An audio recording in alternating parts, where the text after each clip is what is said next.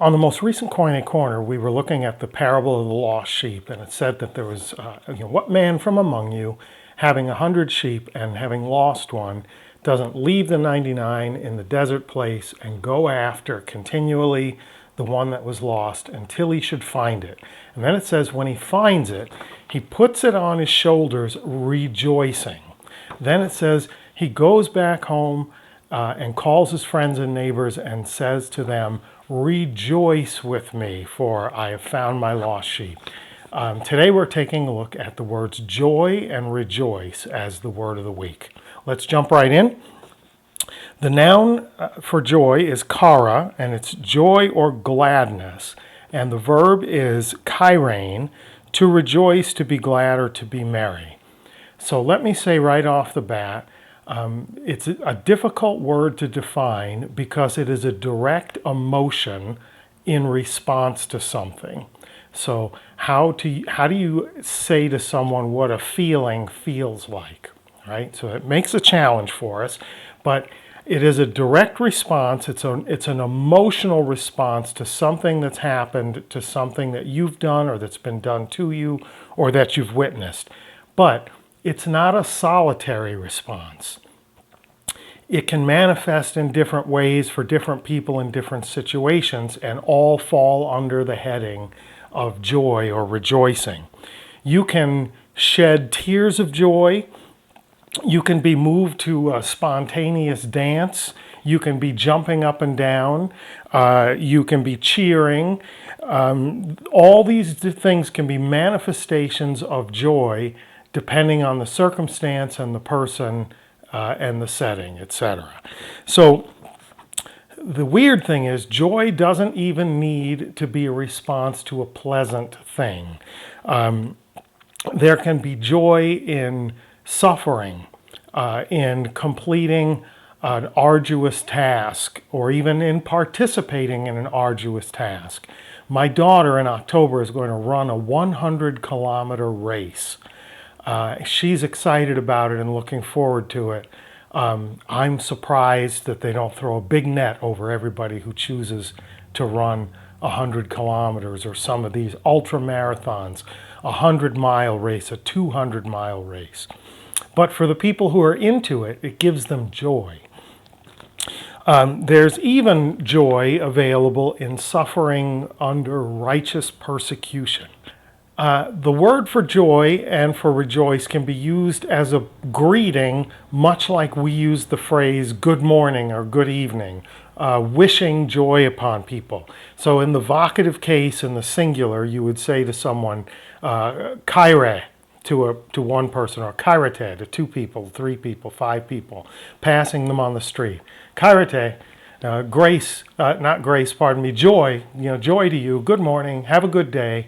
Wishing joy on people is a very common use of this word within the Greek language. Similarly, it can be used as a greeting in a letter or in a formula for greeting. I usually close Koine Corner in the Word of the Week with charis kai arene humin, grace and peace to you.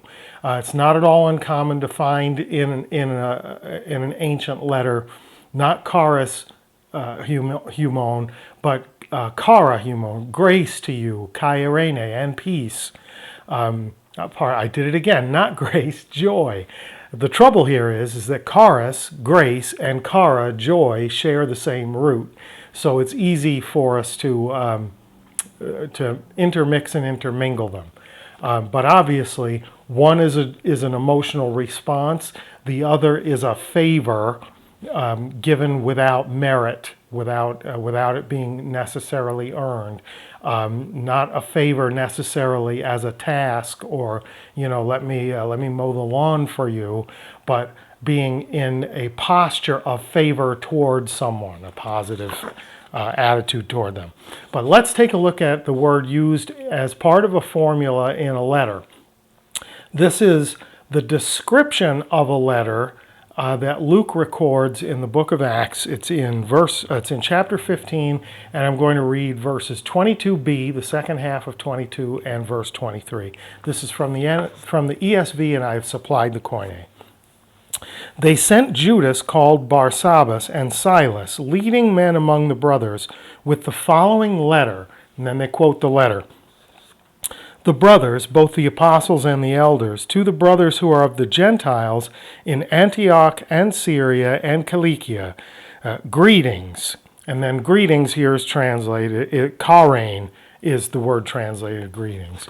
So as part of the letter, as part of the formula, the opening of the letter, we identify who the letter is from and to whom it is being sent, and what are they open it with.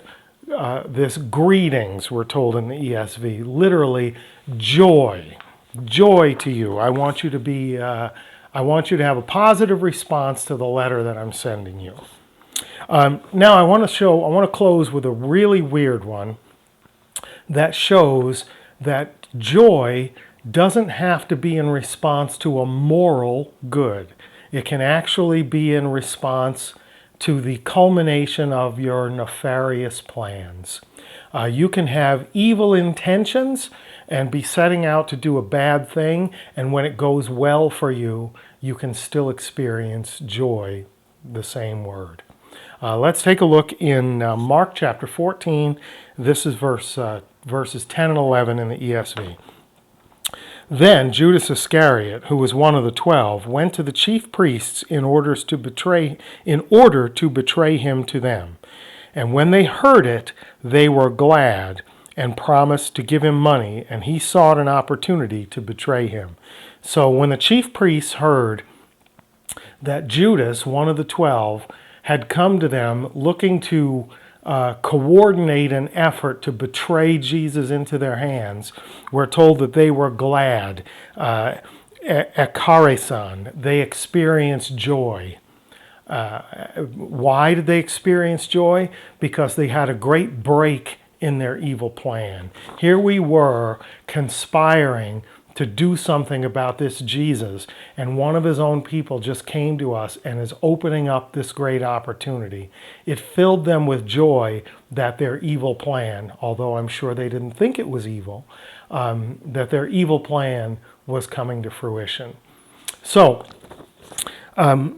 joy doesn't have to be part of a moral good. It can be part of something that's neutral or even a plot against someone.